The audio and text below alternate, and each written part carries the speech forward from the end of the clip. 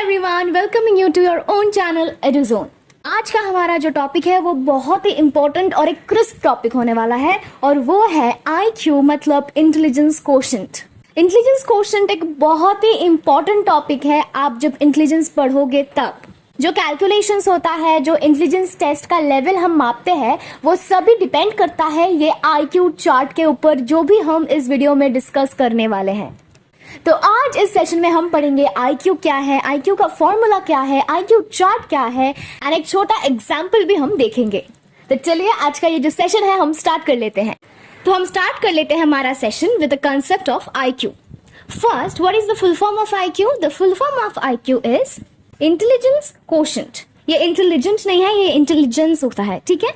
ये एक typing error हो गया है, आप ठीक कर लीजिएगा। ये होता है इंटेलिजेंस कोशेंट।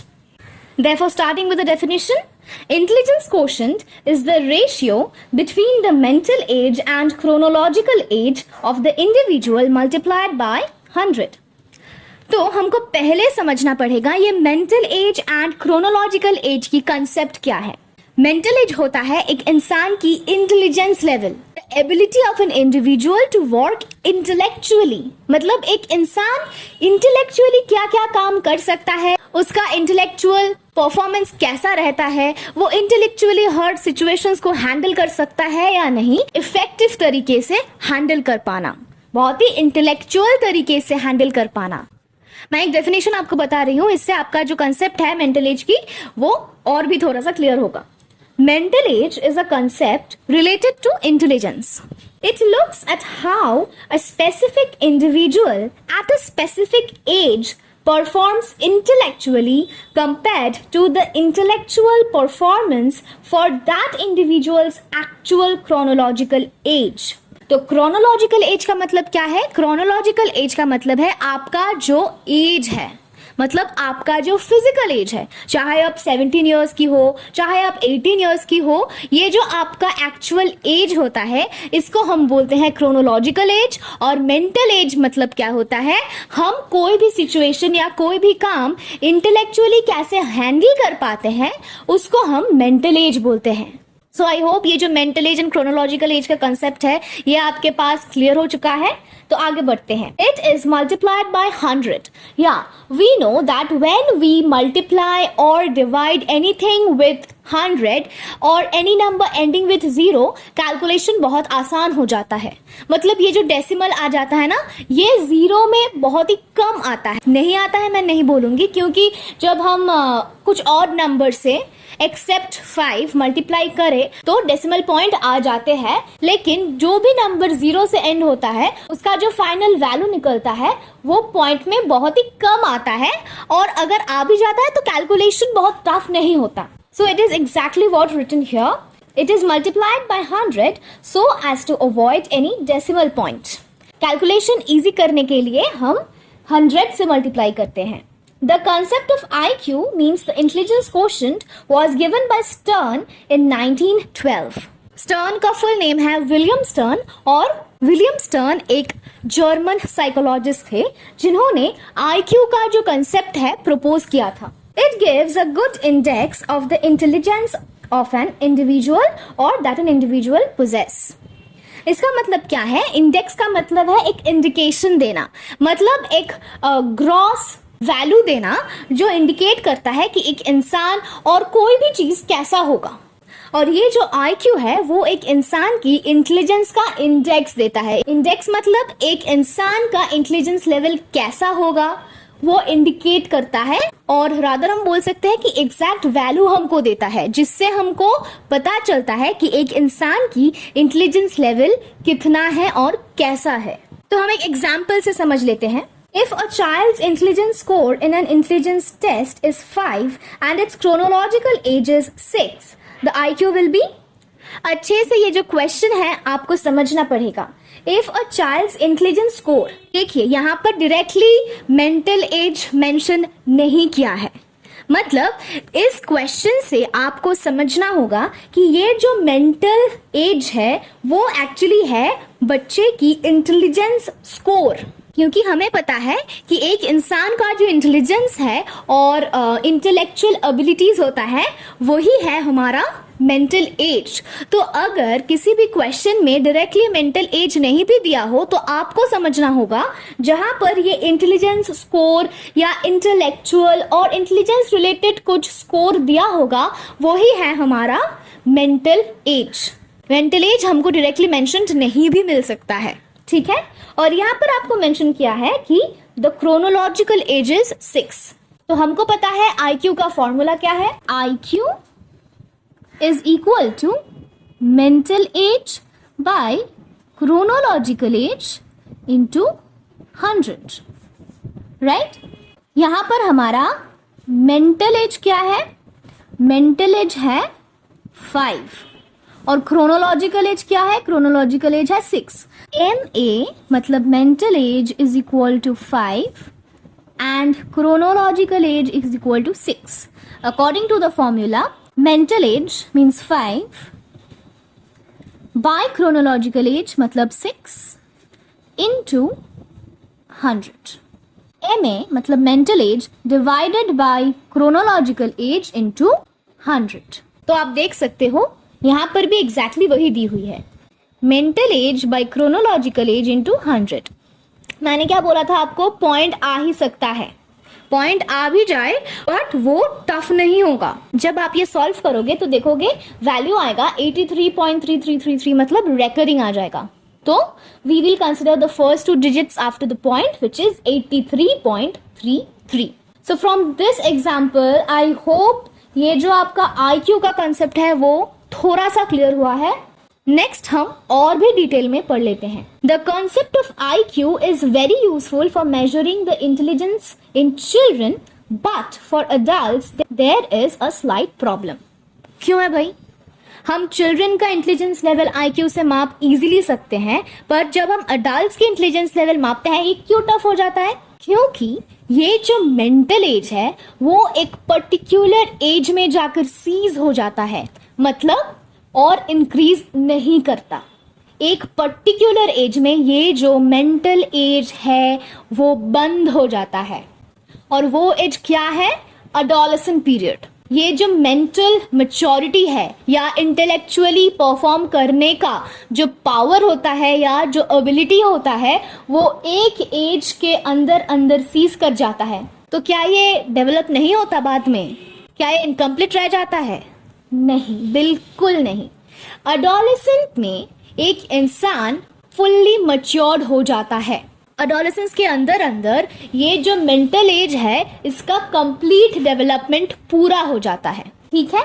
इसीलिए जब एक डेवलपमेंट आपका पूरा हो जा रहा है, कंप्लीट हो रहा है, तो वो तो सीज करेगा। Just like this way the mental age also ceases during the adolescence period. जो रिसर्च होता है उसमें जो एज है वो वैरी कर जाता है, पर हम जो कंसिडर करते हैं वो है 16 ईयर्स। ये नेसेसरी नहीं है कि आप मेंशन करो, क्योंकि ये बोर्ड टू बोर्ड भी डिपेंड कर जाता है, क्योंकि रिसर्च टू रिसर्च भी ये डिपेंड कर जाता है। इसीलिए जो बुक में मेंशन रहेगा वही आपको फॉलो करना है, और अगर नहीं रहेगा तो मत दीजिए। लेकिन हमारा जो क्रोनोलॉजिकल एज है वो तो बढ़ता है, मतलब हमारा जो फिजिकल एज है वो तो 16 में नहीं सीज करता है या एडोलेसेंट में तो नहीं सीज कर जाता है, वो इंक्रीज करता रहता है। पर हमारा जो मेंटल एज है वो एडोलेसेंट में या मिडिल टीन में सीज कर जाता है। इसीलिए when you cross the time period of the middle teen it becomes a bit difficult to calculate the IQ of an adult person. The mental age और MA increases very slowly after the middle teen। बहुत ही slowly, मतलब ना ही increase करने का समान ये जो है increase करता है बहुत बहुत slowly। Whereas the chronological age or CA increases। Therefore, the concept of intelligence deviation is more visible in adults। ये जो इंटेलिजेंस डेविएशन है, इंटेलिजेंस डेविएशन का मतलब क्या है? एक अडल्ट की जो इंटेलिजेंस स्कोर है वो 100 से कितना डेविएट करता है। अच्छा, यहाँ पर जो है, यहाँ पर मैं फॉर्मूला रिपीट क्यों की हूँ ये आपको समझना पड़ेगा। हम जब मैथमेटिक्स में भी कुछ फॉर्मूला लिखते हैं तो हमें उनका जो एब्रिविएशंस है वो देना पड़ता है। एब्रिविएशंस मतलब ये जो MA है, ये जो CA है और ये जो IQ है, इसका जो फुल फॉर्म है ये हमको मेंशन करना चाहिए। एंड इट्स मैंडेटरी, चाहिए नहीं, ये एक मैंडेटरी रूल है कि हमें जब भी हम कुछ शॉर्ट फॉर्म में लिखते हैं तो उसका जो एब्रिविएशन है वो भी हमको मेंशन करना पड़ता है। और यहाँ पर आप इज भी यूज कर सकते हो या इज इक्वल टू साइन भी यूज कर सकते हो।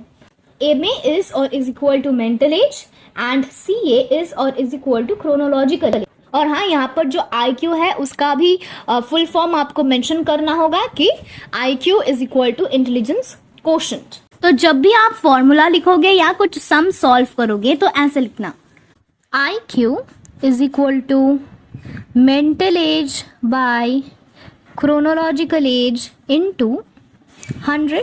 तो ये फॉर्मूला लिखने के बाद आपको क्या करना होगा, आपको मेंशन करना होगा कि IQ is equal to intelligence quotient, MA is equal to mental age and CA is equal to chronological age. और इसके बाद आप नंबर्स पुट करके सॉल्व कर लेना। पहले आपको ये फॉर्मूला लिखना होगा, फॉर्मूला के बाद ये जो एब्रिविएशंस है एब्रिविएशंस लिखना होगा और फिर आप ये जो न्यूमेरिकल है वो सॉल्व कीजिएगा। This classification was given by Terman and Merrill. और ये बहुत इंपॉर्टेंट है, मैं आपको अगेन एंड अगेन बोल रही हूँ कि आपका जो रिस्पेक्टिव बुक है और वहाँ पर जो वैल्यूज़ है या स्पेसिफिक जो डिटेल्स दिया हुआ रहता है ना, आप ऑलवेज आपका जो बुक है उसको ही फॉलो कीजिएगा, क्योंकि always remember your text book is your Bible. लेकिन ये जो टर्मन मेरिल का जो क्लासिफिकेशन है वो सेम ही रहता है। फिर भी अगर कुछ वर्ड्स डिफरेंट हो भी जाता है तो आपका जो बुक है आप वही रेफर कीजिए। और अगर ये जो टर्मन मेरिल का क्लासिफिकेशन है ये आपकी टेक्स्ट बुक में नहीं दी हुई है तो आपका टेक्स्ट बुक में जो दिया हुआ है आपको वही फॉलो करना होगा। Okay, now let us read. When a person's IQ ranges from 0 to 24 we call him or her an idiot. यहाँ पर जो लैंग्वेजेस आप देखोगे ये बहुत ही क्या बोले हम, बहुत ही रफ और स्ट्रेट फॉरवर्ड भाषा में लिखा है। तो फर्स्ट हमने पढ़ा कि जिस इंसान की IQ लेवल 0 से लेकर 24 के अंदर रेंज कर रहा है उसको टर्मन मेरिल की क्लासिफिकेशन वाइज हम बोलते हैं इडियट। उसको कुछ भी पता नहीं है, वो कुछ समझ भी नहीं पाते हैं, लाइक द बैकवर्ड चिल्ड्रन। ठीक है, आप ये जो वर्ड्स है ना इडियट और डल, ये आप पर्सनली मत लेना। आप कभी भी कोई इंसान को इडियट या डल माइंडेड नहीं बोल सकते हो, क्योंकि ये जो इंटेलिजेंस लेवल होता है वो किसी का भी कंट्रोल में नहीं होता। ये टर्बन मेरिल की जो रिविजन का क्लासिफिकेशन है वहाँ पर ये मेंशन्ड है, इसीलिए हम पढ़ रहे हैं। पर आप कभी भी कोई इंसान जो समझने में जिसको दिक्कतें आती है या जो हम बैकवर्ड चिल्ड्रन बोलते हैं वहाँ से बिलोंग करता है, आप कभी भी उसे ऐसा वर्ड्स नहीं बोलोगे। ठीक है, okay. Next is ranging from 25 to 49 to whom we call imbecile। तो imbecile का सिनोनिम है stupid, मतलब जो कुछ भी नहीं समझता है। But imbecile is the formal word. So when you are following the Terman and Merrill revision, you must mention the exact words mentioned in the IQ chart. Okay? आप कुछ भी word change नहीं कर सकते। Next, whose IQ ranges from 50 to 69, we call that person moron. Moron का मतलब भी stupid है, मतलब ये जो इडियट, इम्बेसाइल, मोरॉन, डल ये बहुत ही सिमिलर है, बट इसका जो रेंज है वो थोड़ा सा डिफर कर जाता है। बहुत ही भोला एक इंसान है जिसको कुछ भी समझ में नहीं आता। बहुत ही हम बोल सकते हैं कि कुछ इंसान होता है ना, आप देखते हो कुछ भी वो समझ नहीं पाते हैं, बस सब कुछ देखते रहते हैं लेकिन उनको समझ में कुछ नहीं आता। And for these people, we use the different classification, that's idiot, imbecile, moron, dull, etc. Though these words are synonyms, but their IQ level differs. Acha. Next, 70 to 79.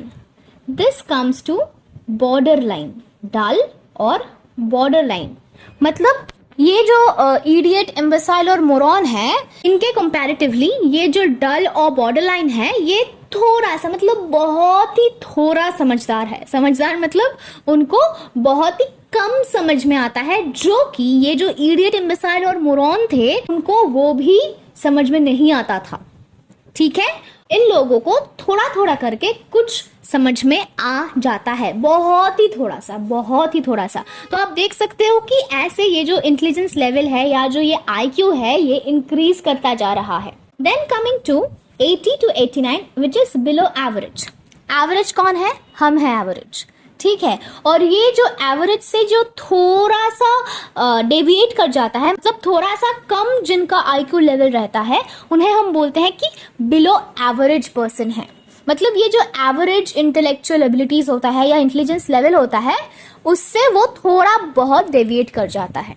Then coming to 90 to 109 which is average.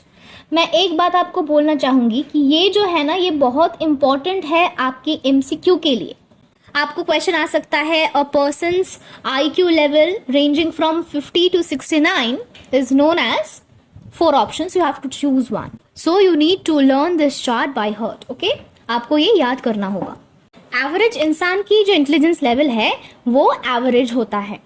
ये जो average intelligence का जो value है वो बहुत important है, बहुत ही important है, क्योंकि इससे हमको पता चलता है कि कितना डेविएट करता है जो गिफ्टेड चिल्ड्रन है और जो बैकवर्ड चिल्ड्रन है।